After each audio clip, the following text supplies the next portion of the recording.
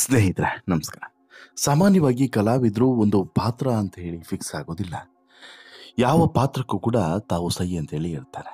ಅಂದರೆ ಇಂಥದ್ದೇ ಪಾತ್ರವನ್ನು ಮಾಡಬೇಕು, ಅಂಥದ್ದೇ ಪಾತ್ರ ಮಾಡಬೇಕು ಅಂತ ಹೇಳಿಬಿಟ್ಟು ಒಂದು ವೇಳೆ ಏನಾದರೂ ಅಂದ್ಕೊಂಡ್ರು ಅಂತ ಹೇಳಿದ್ರೆ ಬಹುಶಃ ಅವರು ಆ ಕೆರಿಯರ್ನಲ್ಲಿ, ಈ ಕಲೆಯ ಕೆರಿಯರ್ನಲ್ಲಿ ಬೆಳೆಯೋದಕ್ಕೆ ಸಾಧ್ಯನೇ ಇಲ್ಲ.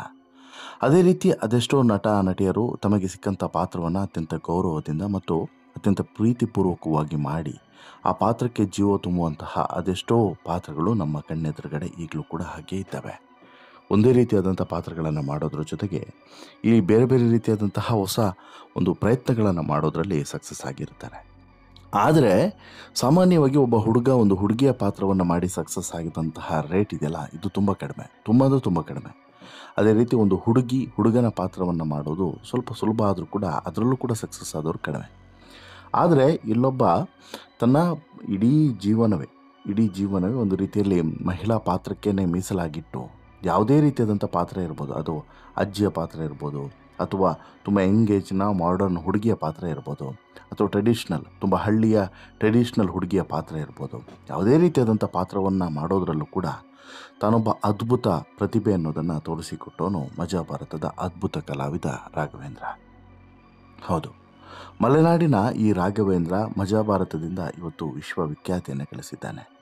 ಆತ ಹೋದಲ್ಲೆಲ್ಲ ಕಡೆಯೂ ಕೂಡ ವಿಶೇಷವಾದಂಥ ಪಾತ್ರವನ್ನು ನಿಭಾಯಿಸೋದ್ರ ಮೂಲಕ ಹುಡುಗಿಯರು ಕೂಡ ನಾಚುವಂತೆ ತನ್ನ ಅಭಿನಯವನ್ನು ತೋರಿಸ್ತಾ, ಜೊತೆಗೆ ನಿರಂತರವಾಗಿ ಸ್ತ್ರೀ ವೇಷವನ್ನೇ ಧರಿಸ್ತಾ ಇಲ್ಲಿವರೆಗೂ ಕೂಡ ರಂಜಿಸ್ತಾ ಬಂದಿರುವಂತಹ ಇದೇ ಮಜಾ ಭಾರತದ ರಾಘವೇಂದ್ರನ ಬಾಳಲ್ಲಿ ಈಗ ಒಂದು ಕಹಿ ಘಟನೆ ನಡೀತಾ ಇದೆ ಅನ್ನೋದು ಗೊತ್ತಾಗ್ತಿದೆ. ಮಜಾ ಭಾರತ ಮತ್ತು ಇನ್ನಿತರ ಕಾಮಿಡಿ ಶೋಗಳ ಮೂಲಕ ಪರಿಚಯವಾದಂತಹ ಈತ ನಮ್ಮೆಲ್ಲರಿಗೂ ಕೂಡ ಪರಿಚಯ ಹಾಕಿದೆ ಹೆಣ್ಣಿನ ವೇಷವನ್ನು ಹಾಕಿ. ಎಲ್ಲರೂ ಕೂಡ ಈತನನ್ನು ಆರಂಭದಲ್ಲಿ ಯಾರೂ ಕೂಡ ಹುಡುಗ ಈತ, ರಾಘವೇಂದ್ರ ಈತ ಅಂತೇಳಿ ಹೇಳಿದ್ರೆ ನಂಬ್ತಿರಲಿಲ್ಲ. ಅದಾದ ಬಳಿಕ ಯಾವಾಗ ಈತನ ನಿಜ ಸ್ವರೂಪವನ್ನು ತೋರಿಸ್ತಾನೋ ಆಗ ಈತನನ್ನು ಎಲ್ಲರೂ ಕೂಡ ಹುಡುಗ ಅಂತೇಳಿ ನಂಬ್ತಾರೆ. ಅಷ್ಟರ ಮಟ್ಟಿಗೆ ಈತ ಇವತ್ತಿಗೆ ಹುಡುಗಿ ಪಾತ್ರಕ್ಕೆ ಜೀವವನ್ನು ತುಂಬಿದ್ದಾನೆ. ಸಾಕಷ್ಟು ನೆಗೆಟಿವ್ ಕಮೆಂಟ್ಸ್ಗಳನ್ನು ಕೂಡ ಎದುರಿಸಿದ್ದಾನೆ, ಒಳ್ಳೆಯ ರೆಸ್ಪಾನ್ಸ್ಗಳನ್ನು ಕೂಡ ಅನುಭವಿಸಿದ್ದಾನೆ.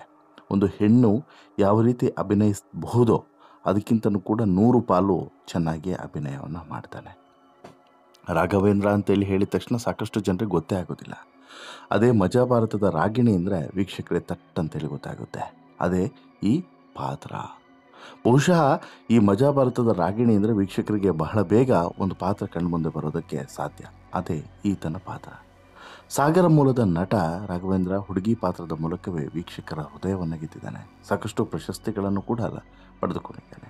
ವೇದಿಕೆ ಕಾರ್ಯಕ್ರಮ ಇರ್ಬೋದು, ಟಿವಿಯ ಬೇರೆ ಬೇರೆ ರೀತಿಯಾದಂಥ ರಿಯಾಲಿಟಿ ಶೋಗಳಿರ್ಬೋದು, ಅದ್ರ ಜೊತೆಗೆ ಬೇರೆ ಯಾವುದೇ ರೀತಿಯಾದಂಥ ಖಾಸಗಿ ಕಾರ್ಯಕ್ರಮಗಳಿರ್ಬೋದು, ಹಾಗೆಯೇ ನ್ಯೂಸ್ ಚಾನಲಲ್ಲಿ ಪ್ರಸಾರ ಆಗುವಂತಹ ತಮಾಷೆಯ ಒಂದಷ್ಟು ಎಪಿಸೋಡ್ಗಳಿರ್ಬೋದು, ಎಲ್ಲ ಕಡೆಯೂ ಕೂಡ ಹೆಣ್ಣಿನ ಪಾತ್ರದ ಮೂಲಕನೇ ಈತ ಪ್ರಖ್ಯಾತಿಯನ್ನು ಪಡೆದಿರುವಂಥದ್ದು. ಸಾಮಾನ್ಯವಾಗಿ ಈ ರಾಘವೇಂದ್ರ ತನ್ನ ಅಸಲಿ ರೂಪದ ಮೂಲಕ ಹೊರಗಡೆ ಹೋದ ಅಂತ ಹೇಳಿದ್ರೆ ಬಹುಶಃ ಯಾರೂ ಕೂಡ ಗುರುತಿಡಲಿಕ್ಕಿಲ್ಲ. ಅಷ್ಟರ ಮಟ್ಟಿಗೆ ಅಜಗಜಾಂತರ ವ್ಯತ್ಯಾಸ ಇದೆ. ಹೆಣ್ಣಿನ ಪಾತ್ರ ಹಾಕಿ ಸೆಲೆಬ್ರಿಟಿಗಳ ಮುಂದೆ ಹೋಗಿ ನಿಂತ ಅಂತ ಹೇಳಿದ್ರೆ ಬಹುಶಃ ಅವರು ಕೂಡ ಒಂದು ಕ್ಷಣ ಯಾಮಾರಿ ಬಿಡಬೇಕು, ಅಂತಹ ಸೌಂದರ್ಯ ಈತ. ಹುಡುಗಿ ಪಾತ್ರ ಹಾಕ್ತಿರುವಂಥ ರಾಘವೇಂದ್ರ ಜೀವನದಲ್ಲಿ ಸಾಕಷ್ಟು ಸಕ್ಸಸ್ಗಳನ್ನು ಕೂಡ ನೋಡಿದ್ದಾನೆ, ಸಾಕಷ್ಟು ಸವಾಲುಗಳನ್ನು ಕೂಡ ನೋಡಿದ್ದಾನೆ. ಆತನೇ ಹೇಳಿಕೊಂಡಂತೆ ಆತ ಚಿಕ್ಕ ವಯಸ್ಸಿನಿಂದನೂ ಕೂಡ ಈ ಒಂದು ಅವಕಾಶಕ್ಕಾಗಿ ಸಿಕ್ಕಾಬಟ್ಟೆ ಪರಿಶ್ರಮವನ್ನು ಹಾಕಿದ್ದಾನೆ. ಬಹುಶಃ ನೀವು ಯಾರು ಕೂಡ ಕಲ್ಪನೆಯನ್ನು ಮಾಡ್ಕೊಳ್ಳೋಕೆ ಸಾಧ್ಯನೇ ಇಲ್ಲ. 17ನೇ ವರ್ಷಕ್ಕೆ ಮನೆ ಬಿಟ್ಟು ಹೊರಗಡೆ ಬರುವಂಥ ಈತ ನಿರಂತರವಾದಂತಹ ಸವಾಲುಗಳನ್ನು ಎದುರಿಸಿ ಈ ಹಂತಕ್ಕೆ ಬಂದು ಇವತ್ತು ಮಜಾ ಭಾರತದ ಮೂಲಕ ಒಂದು ವಿಶೇಷವಾದಂಥ ಸ್ಥಾನಮಾನ ಗೌರವ ಎಲ್ಲವನ್ನೂ ಕೂಡ ಗಳಿಸಿರುವಂಥ ರಾಘು ಮನೆಯನ್ನು ಕೂಡ ಕಟ್ಟಿಸಿ ಆ ಮನೆಯಲ್ಲಿ ಸುಂದರವಾದಂಥ ಜೀವನವನ್ನು ಸಾಗಿಸ್ತಿದ್ದಾನೆ. ಈಗ ಮನೆಯನ್ನು ಕಟ್ಟಾಯಿತು, ಮುಂದಿರುವಂಥದ್ದು ಮದುವೆ. ಇನ್ನು ಮದುವೆ ಆಗಿ ಒಂದು ಸುಂದರ ದಾಂಪತ್ಯ ಜೀವನವನ್ನು ಸಾಗಿಸಬೇಕು ಅನ್ನೋದು ಈಗ ರಾಘು ಕನಸು. ಈಗ ಹುಡುಗಿ ಪಾತ್ರ ಹಾಕ್ತಿರುವಂತಹ ರಾಘವೇಂದ್ರ ತನ್ನ ಜೀವನದಲ್ಲಿ ಎದುರಿಸಿದಂತಹ ಕಷ್ಟಗಳು, ಸವಾಲುಗಳು ಒಂದೆರಡಲ್ಲ. ಈ ಪಾತ್ರ ಸಿಗುವವರೆಗೂ ಕೂಡ, ಮಜಾ ಭಾರತದಲ್ಲಿ ಅವಕಾಶ ಸಿಗೋವರೆಗೂ ಕೂಡ ಒಂದು ರೀತಿಯಾದಂಥ ಸವಾಲುಗಳಾದರೆ, ಅದಾದ ಬಳಿಕ ಹುಡುಗಿ ಪಾತ್ರವನ್ನೇ ಪದೇ ಹಾಕ್ತಿರುವಂತಹ ಇದೇ ರಾಘುಗೆ ಈಗ ಮತ್ತೊಂದು ಸವಾಲು ಎದುರಾಗಿದೆ. ಗಿಚ್ಚಿ ಶೋನಲ್ಲಿ ಭಾಗವಹಿಸ್ತಾ ಇರುವಂತಹ ರಾಘು ಸದಾ ಸ್ತ್ರೀ ವೇಷವನ್ನೇ ಹಾಕ್ತಾ ಇದ್ದ. ಆಗ 100 ಜನ ರಾಘು ಮುಂದೆ ಬರ್ತಾಯಿದ್ರು. ಜೊತೆಗೆ ಎಲ್ಲರೂ ಕೂಡ ಅಭಿಮಾನದಿಂದ ರಾಘು ಹತ್ರ ಬರ್ತಿದ್ರು. ಇನ್ನು ಮಜಾ ಭಾರತ ರಿಯಾಲಿಟಿ ಶೋನಲ್ಲೂ ಕೂಡ ಮೊದಲ ಬಾರಿಗೆ ಹುಡುಗಿ ಪಾತ್ರವನ್ನು ಕೊಟ್ಟಾಗ 2ನೇ ವಾರ 3ನೇ ವಾರ ನನಗೆ ಹುಡುಗಿ ಪಾತ್ರ ಸಿಗ್ತಾಯಿತ್ತು, ಪದೇ ಪದೇ ಹೆಣ್ಣಿನ ಪಾತ್ರವನ್ನು ಕೊಡ್ತಿದ್ದದನ್ನು ನೋಡಿ ಕೊನೆಗೆ ತಾನು ಹೆಣ್ಣಿನ ಪಾತ್ರಕ್ಕೆ ಫಿಕ್ಸ್ ಆಗಿ ಬಿಡ್ತೀನೋ, ಬೇರೆ ಪಾತ್ರಗಳನ್ನು ನಂಗೆ ಕೊಡೋದಿಲ್ವೇನೋ ಅಂಥೇಳಿ ತಲೆ ಕೆಡಿಸ್ಕೊಂಡು ಕೂತಿದ್ರಂತೆ ರಾಘು.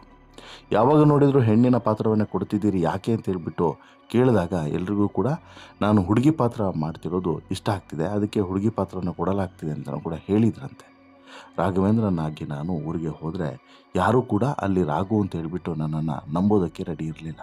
ಅನುಬಂಧ ಅವಾರ್ಡ್ ಶೋನಲ್ಲಿ ಕಲಾವಿದರಿಗೆ ಊಟ ಹಾಕುವಂಥ ವೇಳೆ ನನ್ನನ್ನು ಕಲಾವಿದ ಅಲ್ಲ, ಊಟ ಹಾಕೋದಕ್ಕೆ ಬಂದಂಥ ವ್ಯಕ್ತಿ ಅಂತ ಹೇಳ್ಬಿಟ್ಟು ಒಬ್ಬ ನಿರ್ಮಾಪಕರು ಕರೆಸಿ ಆಮೇಲೆ ಅವರೇ ಇಲ್ಲಪ್ಪ ಇವ್ರು ರಾಘು ಅಂತ ಹೇಳ್ಬಿಟ್ಟು ಪರಿಚಯ ಮಾಡಿಸಿ ಊಟವನ್ನು ಹಾಕಿದ್ರಂತೆ. ಅಂತಹ ಪರಿಸ್ಥಿತಿ ಬಂದಿತ್ತು. ಅಂದರೆ ನಾನು ಹೇಳಿದೆಲ್ಲ, ನೀವು ಹಾಗೆ ರಾಘುವನ್ನು ನೋಡಿದ್ರಿ ಅಂತ ಹೇಳಿದ್ರೆ ಇಂಪಾಸಿಬಲ್, ನೀವು ನಂಬೋದಕ್ಕೆ ಸಾಧ್ಯನೇ ಇಲ್ಲ.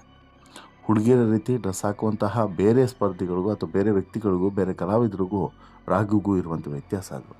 ಆ ಪಾತ್ರದ ಒಳಗಡೆ ಅಷ್ಟರ ಮಟ್ಟಿಗೆ ಪರಕಾಯ ಪ್ರವೇಶವನ್ನು ಬಾಡಿ ಲ್ಯಾಂಗ್ವೇಜ್ ಮೂಲಕ ಒಳಗಡೆ ಹೋಗುವಂಥದ್ದೇ ವಿಶೇಷತೆ.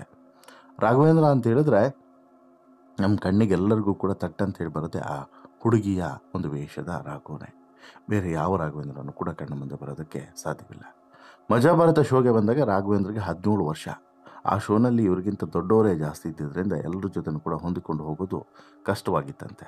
ಹುಡುಗನಾಗಿ ಹುಡುಗಿ ಪಾತ್ರವನ್ನು ಹಾಕ್ತಾ ಇದ್ದಂಥ ರಾಘವೇಂದ್ರಗೆ ಪಾಸಿಟಿವ್ ಮಾತಿನ ಜೊತೆಗೆ ನೆಗೆಟಿವ್ ಕಮೆಂಟ್ಸ್ಗಳು ಕೂಡ ಬರ್ತಿದ್ವು. ಅದೇ ಬೇಜಾರಲ್ಲಿ ರಿಯಾಲಿಟಿ ಶೋವನ್ನು ತೊರೆಯುವಂಥ ಆಲೋಚನೆಯನ್ನು ಮಾಡಿದಂತೆ ಇದೇ ರಾಘು. ಬಟ್ ಅದಾದ ಬಳಿಕ ಕನ್ವಿನ್ಸ್ ಮಾಡ್ತಾರೆ. ಯಾಕಂತ ಹೇಳಿದ್ರೆ ಪಾಸಿಟಿವ್ ಆಗಲಿ ನೆಗೆಟಿವ್ ಆಗಲಿ ಜನರು ನಮ್ಮ ಬಗ್ಗೆ ಮಾತನಾಡ್ತಿರೋದು ಮುಖ್ಯ ಅಂತ ಹೇಳ್ಬಿಟ್ಟು ಬರಹಗಾರರೊಬ್ಬರು ಹೇಳಿದ್ರಂತೆ. ರಾಘವೇಂದ್ರ ಅವರಿಗೆ ಅವರ ಮೇಲಿನ ಭರವಸೆ ಜಾಸ್ತಿಯಾಗಿ ಹೆಣ್ಣಿನ ವೇಷ ಹಾಕೋದನ್ನು ಮುಂದುವರಿಸಿದ್ರು. ಎಲ್ಲಿವರೆಗೆ ಹೆಣ್ಣಿನ ಪಾತ್ರವನ್ನು ಮಾಡೋದಕ್ಕೆ ಸಾಧ್ಯವಾಗುತ್ತೋ ಅಲ್ಲಿವರೆಗೂ ಕೂಡ ನಾನು ಹೆಣ್ಣಿನ ಪಾತ್ರವನ್ನು ಮಾಡ್ತೀನಿ, ಅದಕ್ಕೆ ರೆಡಿಯಾಗಿದ್ದೇನೆ ಅಂತಲೂ ಕೂಡ ಹೇಳಿದ್ರಂತೆ. ನಮ್ಮನ್ನು ನಾವೇ ಕಾಮಿಡಿ ಮಾಡಿಕೊಂಡ್ರೆ ಜನ ನಮ್ಮ ಕಾಲೆಳೆಯೋದನ್ನು ಬಿಡ್ತಾರೆ. ಇದನ್ನು ನಾನು ಅರ್ಥ ಮಾಡಿಕೊಂಡು ಇದಾದ ಬಳಿಕ ನಾನು ನನ್ನದೇ ರೀತಿಯಲ್ಲಿ ಕಾಮಿಡಿ ಮಾಡೋದಕ್ಕೆ ಹೊರಟೆ ಅನ್ನೋದನ್ನು ರಾಘು ಬಹಿರಂಗವಾಗಿ ಹೇಳಿದ್ದಾರೆ. ಈಗಾಗಲೇ ರಾಘು ಪ್ರೀತಿಸಿದಂಥ ಹುಡುಗಿ ರಾಘುವನ್ನು ಬಿಟ್ಟು ಹೋಗಾಗಿದೆ, ರಾಘುಗೆ ಕೈಕೊಟ್ಟು ಹೋಗಾಗಿದೆ. ಹೀಗಿರುವಾಗ ಈಗ ಅರೇಂಜ್ ಮ್ಯಾರೇಜ್ ಆಗಬೇಕಾಗಿರುವಂಥ ಪರಿಸ್ಥಿತಿ ರಾಘು ಬಂದಿದೆ. ರಾಘು ಮನೆಯಲ್ಲಿ ಹುಡುಗಿ ಹುಡುಕುವಂಥ ಕೆಲಸವನ್ನು ಮಾಡ್ತಿದ್ದಾರೆ. ಬಟ್ ರಾಘು ನಿರಂತರವಾಗಿ ಹುಡುಗಿ ವೇಷವನ್ನೇ ಧರಿಸ್ತಿರೋದ್ರಿಂದ ಒಂದಷ್ಟು ಜನರಿಗೆ ಅನುಮಾನವೂ ಕೂಡ ಇದೆ. ಏನಪ್ಪ ರಾಘು ಯಾಕೆ ಬರೀ ಹುಡುಗಿ ಡ್ರೆಸ್ಸನ್ನೇ ಹಾಕ್ತಿದ್ದಾರೆ, ಬೇರೆ ಪಾತ್ರವನ್ನು ಯಾಕೆ ಮಾಡ್ತಿಲ್ಲ, ಈ ರೀತಿಯಾದಂಥ ಒಂದಷ್ಟು ಪ್ರಶ್ನೆ ಇದೆ. ಹಾಗಾಗಿ ಒಂದಷ್ಟು ಜನ ಅನುಮಾನದಿಂದ ನೋಡ್ತಾ ಇದ್ದಾರೆ. ಇನ್ನೊಂದಷ್ಟು ಜನ ನಿನಗೇನೋ ಒಂದು ದೈಹಿಕವಾದಂಥ ಸಮಸ್ಯೆ ಇರಬೇಕು, ಅದೇ ಕಾರಣಕ್ಕೋಸ್ಕರ ಈ ರೀತಿ ಹುಡುಗಿ ಪಾತ್ರವನ್ನು ಮಾಡ್ತಾರೆ. ಮತ್ತು ಹುಡುಗಿ ಪಾತ್ರವನ್ನು ಮಾಡೋದು ಮಾತ್ರವಲ್ಲ, ಆ ಪಾತ್ರಕ್ಕೆ ಜೀವವನ್ನು ತುಂಬೋದು ಕೂಡ ಹಾಗೆ ಇದೆ. ಹುಡುಗಿಯರು ಕೂಡ ನಾಚುವ ಹಾಗೆ ನಟಿಸೋದು, ಅಭಿನಯಿಸೋದು ಮತ್ತು ಇರೋದು, ಬಾಡಿ ಲ್ಯಾಂಗ್ವೇಜು ಪ್ರತಿಯೊಂದು ಕೂಡ ಗಮನಿಸಿದ್ರೆ ದೈಹಿಕವಾಗಿ ಏನೋ ಸಮಸ್ಯೆ ಇದ್ದಂಗಿದೆ, ಆ ಕಾರಣಕ್ಕೋಸ್ಕರ ಈತ ಹೀಗಿದ್ದಾನೆ, ಈ ರೀತಿಯಾದಂಥ ಅಭಿಪ್ರಾಯಗಳು ವ್ಯಕ್ತವಾಗ್ತಿದ್ದಾವೆ. ಆ ಕಾರಣಕ್ಕೋಸ್ಕರನೇ ತುಂಬ ಎಚ್ಚರಿಕೆಯಿಂದ ಈಗ ರಾಘು ಈ ಸಿಚುವೇಶನ್ಸನ್ನು ಹ್ಯಾಂಡಲ್ ಮಾಡಬೇಕಾಗಿದೆ. ಕಾರಣ ಏನು ಅಂತ ಹೇಳಿದ್ರೆ ರಾಘು ಈಗ ಮದುವೆ ಆಗಬೇಕು ಅಂತ ಹೇಳಿದ್ರೆ ಹುಡುಗಿ ಬರಬೇಕು. ಹುಡುಗಿಯನ್ನು ನೋಡೋಕೆ ಹೋದಲ್ಲೆಲ್ಲ ಇದೇ ರೀತಿಯಾದಂತಹ ಪ್ರಶ್ನೆಗಳು ಬರ್ತಿದ್ದಾವಂತೆ. ಯಾಕೆ ನೀವು ಬರೀ ಹುಡುಗಿ ವೇಷವನ್ನೇ ಹಾಕ್ತೀರಾ, ಯಾಕೆ ಗಂಡಸರ ವೇಷವನ್ನು ಹಾಕೋದಿಲ್ಲ, ಅಥವಾ ಈ ಹುಡುಗನ ಪಾತ್ರವನ್ನೇ ಯಾಕೆ ನಿಭಾಯಿಸೋದಿಲ್ಲ, ಏನಾದರೂ ಸಮಸ್ಯೆ ಇದೆಯಾ, ಅಂದರೆ ಆರೋಗ್ಯದಲ್ಲಿ ಏನಾದರೂ ಸಮಸ್ಯೆ ಇದೆಯಾ, ದೈಹಿಕವಾಗಿ ಏನಾದರೂ ಸಮಸ್ಯೆ ಇದೆಯಾ, ಈ ರೀತಿಯಾದಂಥ ಪ್ರಶ್ನೆಗಳನ್ನು ಎದುರಿಸುವಂಥ ಪರಿಸ್ಥಿತಿ ಬಂದಿದೆ ಅನ್ನೋದನ್ನು ಸ್ವತಃ ರಾಘು ಅವರೇ ಈಗ ಒಂದು ಆಪ್ತರ ಬಳಿ ತಮ್ಮ ನೋವನ್ನು ಬಿಚ್ಚಿಟ್ಟಿದ್ದಾರೆ ಅನ್ನೋದು ವಿಚಾರ ಗೊತ್ತಾಗ್ತಿದೆ. ಯಾಕಂತ ಹೇಳಿದ್ರೆ ಎಲ್ಲಿ ಹೋದರೂ ಇದೇ ಪ್ರಶ್ನೆ ಬರ್ತಿದೆ, ನನಗೆ ಈ ಪಾತ್ರನೇ ಮುಳುವಾಗುತ್ತೇನೋ ಅನ್ನೋಂಥ ಭಯ ಶುರುವಾಗಿದೆ ಅನ್ನುವಂಥ ವಿಚಾರವನ್ನು ಈಗ ರಾಘು ಹೇಳ್ತಿದ್ದಾರಂತೆ. ಸಹಜ, ಇಂತಹ ಪಾತ್ರಗಳನ್ನು ಕಂಟಿನ್ಯೂಸ್ಲಿ ಮಾಡ್ತಾ ಬಂದಾಗ ಇಂಥ ಪ್ರಶ್ನೆಗಳು ಹೇಳೋದಂಥ ಸಹಜ. ಇದನ್ನು ಕನ್ವಿನ್ಸ್ ಮಾಡಿ ಅವರಿಗೆ ಇಲ್ಲ ಅನ್ನೋದನ್ನು ಅರ್ಥ ಮಾಡಿಸ್ಬೇಕು. ಆನಂತರ ಆರಂಭದಲ್ಲಿ ಈ ರೀತಿ ಅನುಮಾನಗಳ ಪಡುವವರು ಅಥವಾ ಈ ರೀತಿ ಆದಂಥ ಅನುಮಾನವನ್ನು ವ್ಯಕ್ತಪಡಿಸೋರನ್ನು ರಾಘು ಯಾವ ರೀತಿ ಮುಂದೆ ಜೀವನ ಅನ್ನೋದನ್ನು ಕೂಡ ಕೇಳ್ತಾರೆ. ಅಂದರೆ ಈಗಲೇ ಇಷ್ಟು ಡೌಟ್ ಮಾಡ್ತಿದ್ದಾರೆ, ಮುಂದೆ ಯಾವ ರೀತಿ ಇವ್ರ ಜೀವನವನ್ನು ಸಾಗಿಸ್ತಾರೆ ನಮ್ಮ ಜೊತೆಗೆ ಅನ್ನುವಂಥದ್ದು ಕೂಡ ಅವರ ಮೂಲಭೂತ ಪ್ರಶ್ನೆ. ಸತ್ಯನೂ ಕೂಡ ಅದು. ಅಂದರೆ ಆರಂಭದಲ್ಲೇ ಇಷ್ಟು ಡೌಟ್ ಬಂದರೆ ಮುಂದೆ ಹೇಗೆ ಅನ್ನುವಂಥದ್ದು ರಾಘು ಕೇಳ್ತಿರುವಂಥದ್ದು ಸ್ವಾಭಾವಿಕ. ಹೀಗಾಗಿ ಈಗ ಸದ್ಯಕ್ಕೆ ರಾಘುಗೆ ಸವಾಲಾಗಿರೋದು ಮದುವೆ ವಿಚಾರ. ಮದುವೆ ಹೇಗೆ ಅಂದರೆ ಹುಡುಗಿ ನೋಡೋಕೆ ಹೋದಲ್ಲೆಲ್ಲ ಇದೇ ಪ್ರಶ್ನೆ ಬರ್ತಿದೆಯಂತೆ. ಇದನ್ನು ಹೇಗೆ ನಿಭಾಯಿಸ್ತಾರೆ, ರಾಘುವನ್ನು ಮೆಚ್ಚಿ ಮದುವೆ ಆಗುವಂತಹ ಹುಡುಗಿ ಯಾವಾಗ ಸಿಗ್ತಾರೆ, ನಿಮ್ಮ ಹಾರೈಕೆಯನ್ನು ರಾಘುಗೆ ದಯವಿಟ್ಟು ನಿಮ್ಮ ಅಭಿಪ್ರಾಯನ ಕಮೆಂಟ್ ಮಾಡಿ ತಿಳಿಸಿ. ಜೊತೆಗೆ ಈ ಸ್ಟೋರಿ ಇಷ್ಟ ಆಯಿತು ಅಂತ ಹೇಳಿದ್ರೆ ಲೈಕ್ ಮಾಡಿ, ಶೇರ್ ಮಾಡಿ, ಚಾನಲ್ಗೆ ಸಬ್ಸ್ಕ್ರೈಬ್ ಆಗೋದನ್ನು ಮರಿಬೇಡಿ. ಧನ್ಯವಾದ.